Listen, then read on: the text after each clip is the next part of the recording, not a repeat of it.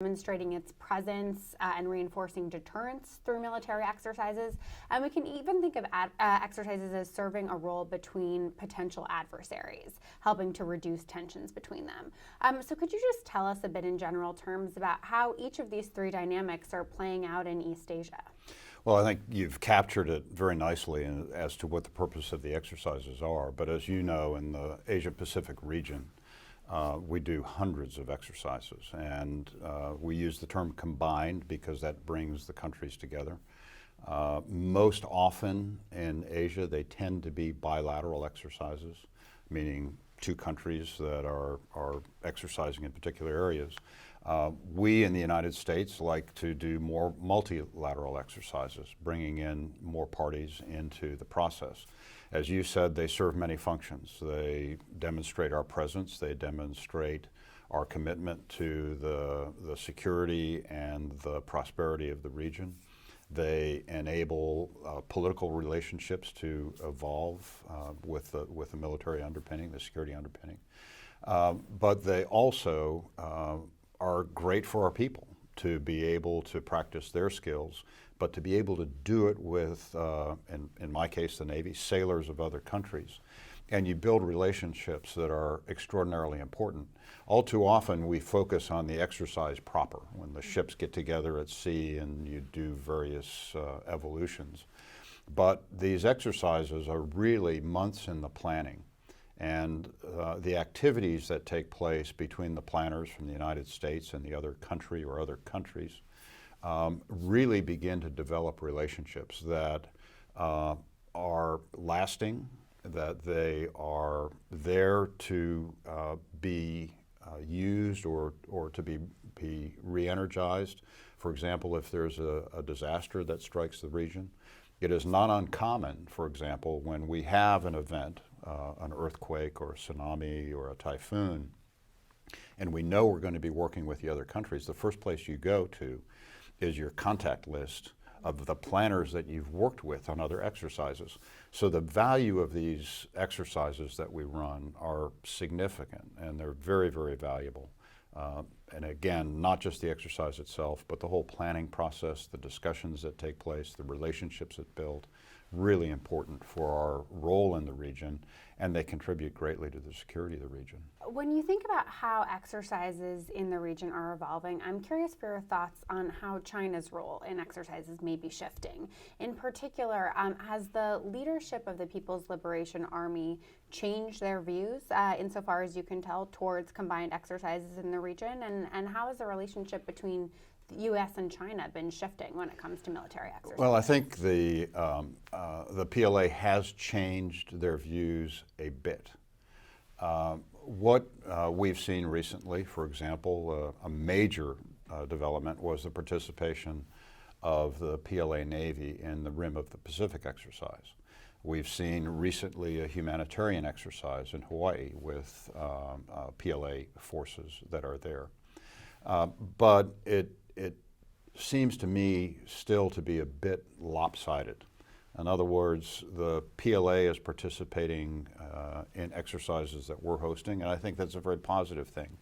But I believe that in order for there to be a significant change in the way that the PLA and the U.S. Military will exercise and get into a more normal or more routine process, is that I really do believe that the PLA needs to host some exercises in and around China. I also believe that it's important for the PLA to begin to move into more multilateral exercises. As you know, RIMPAC is perhaps one of the largest multilateral exercises in the world. It clearly is the largest naval exercise in the world. When I've talked to some of my PLA interlocutors about doing something similar in China, I was always told, well, we don't do multilateral exercises. But I think that it's time that the PLA really needs to begin to think differently about how they want to play the role in the region and begin to do a bit more hosting of these exercises in and around China. Can you tell us a bit more about why the PLA leadership might have traditionally not been interested in engaging in multilateral exercises, and what sorts of changes might be required to see them shift more in that direction?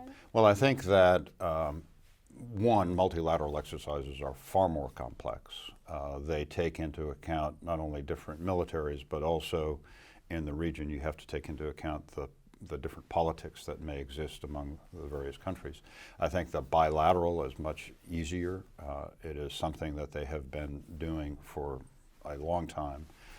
And I'm hopeful that we'll see a change. But I think a lot of it is the way it has always been done. But it's also much easier to work bilateral effects, if you will, without bringing in all the other countries. I do believe, and we've seen so many times, and I alluded to why these exercises are important, that when you come together in response to an event, whether it's a humanitarian issue, some climate event that may take place, you tend to come together multinationally. And it really does pay to have practiced in that type of a scheme, a venue, and I think that China really needs to begin to move down that path. Shifting to other U.S. friends and allies in the region, I wonder if you could share with us your thoughts on what India's evolving role in military exercises in the region is likely to look like. Well, I think that India will be much more active in military exercises in what I would call the Indo-Pacific, because clearly their primary interest is really the Indian Ocean, the sea lanes that are in the Indian Ocean, and the approaches to that ocean, whether it's coming out of the Straits of Hormuz or through the Straits of Malacca. Malabar is a long-standing exercise that we've conducted with the Indian Navy, and we've included the Japanese Maritime Self-Defense Force. And I think Malabar, particularly when you bring together the U.S., India, and Japan, you're bringing together three of the most capable naval forces in the region. The Indian Navy is very professional, very competent. They operate significant technology in their Navy. Japan, very much the same. And then when you bring in Australia, that just adds to it, and you're really playing at a level that's pretty sophisticated when you're working with those navies. And I would add in opportunities for Singapore.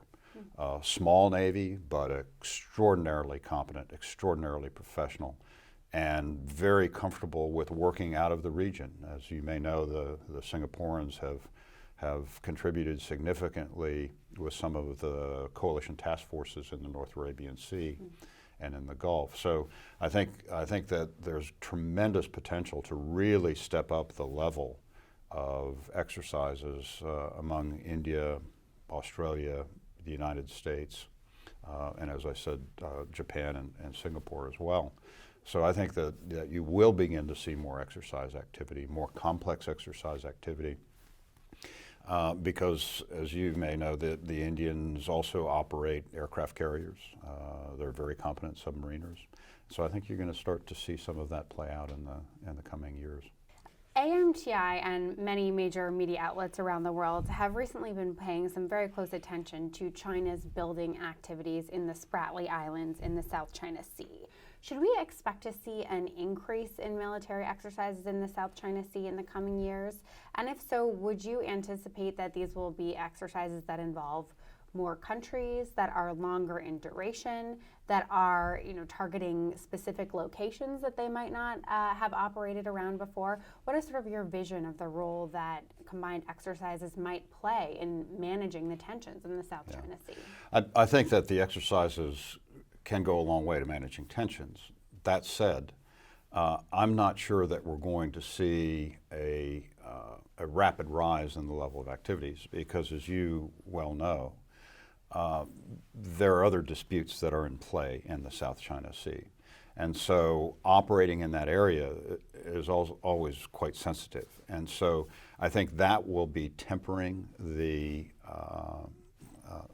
the pace, perhaps, that the exercises will move forward.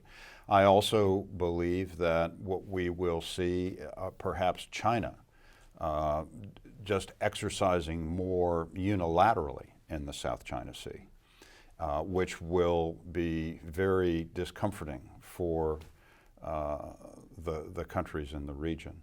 But I really do think that as they have built out capabilities in the South China Sea and the infrastructure improvements that have been made, that have given what before were very, very small islands or islets in the region, they've now provided an opportunity to employ some fairly significant military capability from them.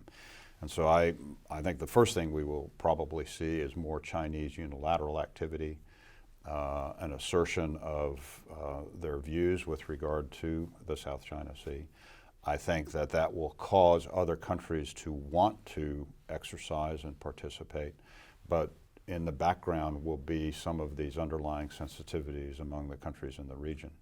So I think that's probably how we'll see it play out.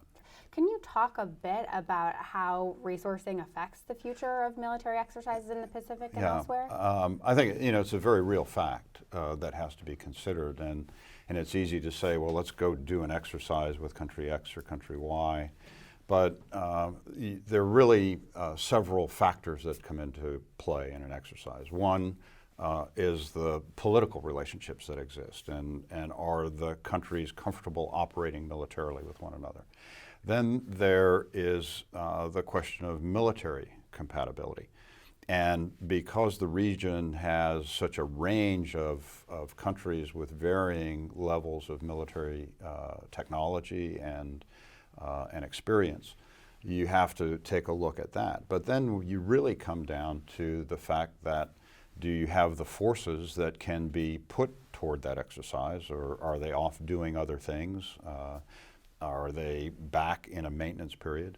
And then just the money that you spend on fuel and ammunition and all the food and support that goes out into a maritime exercise. So you have to consider that, and you really have to consider it not just from the standpoint of the U.S., because it's very easy as our ships move through the area, because of our permanent presence there, to exercise quite frequently. But we have to keep in mind that for some countries, the cost of an exercise can be a fairly significant part of their budget. And so the pace with which exercises play out really have to take into account resources. And in the case of the U.S., it's no different. Our men and women who are forward deployed in the region are very busy. And they're also having to deal with many of the same things that I've talked about. And as you look at this exercise planning process that sometimes begins a year or 2 years in advance, depending on the complexity of the exercise, you have to have an assurance that those resources are going to be there. And in the case of the United States, with some of the uncertainties surrounding our budget, with the uncertainties surrounding the Budget Control Act and sequestration, when you start to look that far out, when you don't have that certainty, it makes it a little difficult to plan. So resources are important. Predictability is key, because the last thing you want to do is to cancel out at the last minute after people have put a lot of effort and money into preparing for these exercises.